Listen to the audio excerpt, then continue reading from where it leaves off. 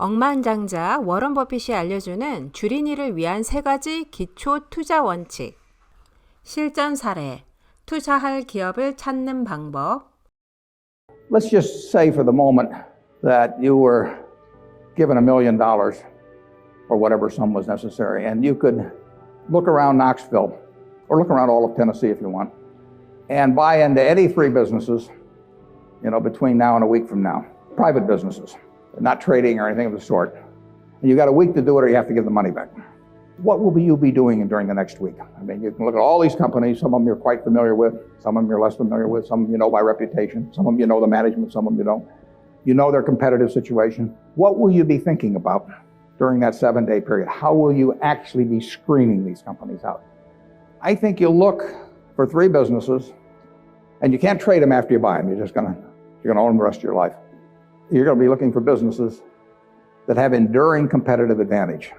You don't want to buy a Burger King franchise just because nobody's come within 10 miles of it yet, because Wendy's and McDonald's and all of those will be there pretty soon. I mean, it isn't necessarily who's earning the most money now. You're going to look for something with enduring competitive advantage.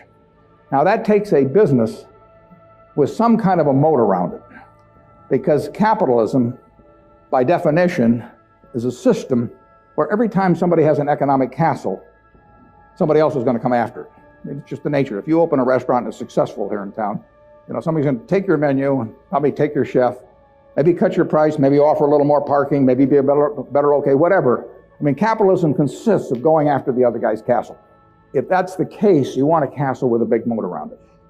And there's a lot of ways you can have a moat around something. You could have it by patent protection.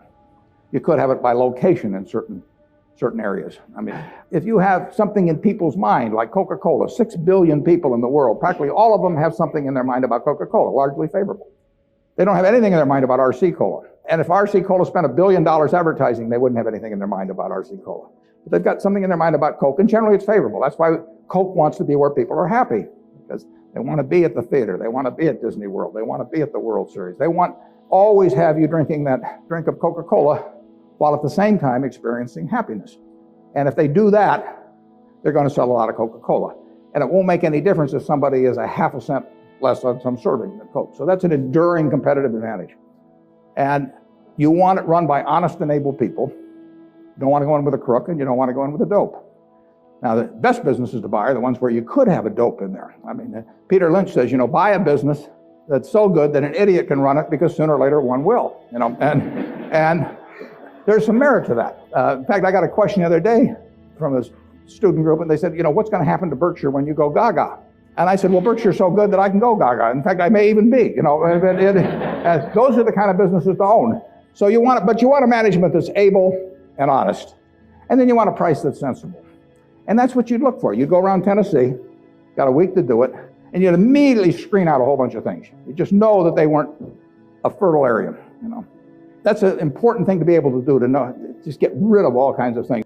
If somebody told me that my life depended on picking among the Dow Jones stocks a group of 10 that would be the best performers or outperform the index as a whole, I would spend my time thinking of the worst companies in there. I would cast out things, and then I would figure I left those behind. And that's an easier way to approach the problem, actually, than trying to pick the 10 best. That approach that you use there is the same approach you really want to bring to the stock market. You've got 3,000 companies tonight you can look at on the New York Stock Exchange. There's a valuation on every one of them. It'll change tomorrow. You don't have to play. Once a year, if you have 5 good ideas in your lifetime, you get very rich.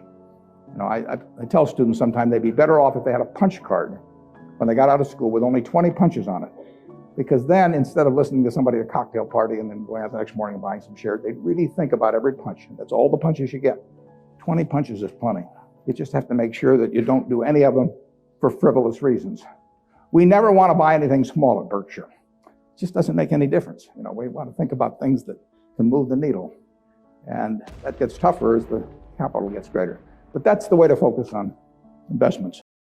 오늘 영상의 핵심. 첫 번째, 영속적인 경쟁적 우위를 가진 기업을 찾는다. 두 번째, 특허, 지리적 이점, 브랜드 가치 등 경제적 혜자를 가진 기업을 찾는다. 세 번째, 유능하고 정직한 경영진이 운영하는 회사를 찾는다. 네 번째, 의사결정을 할 때는 신중하게 한다. 구독, 좋아요 부탁드립니다.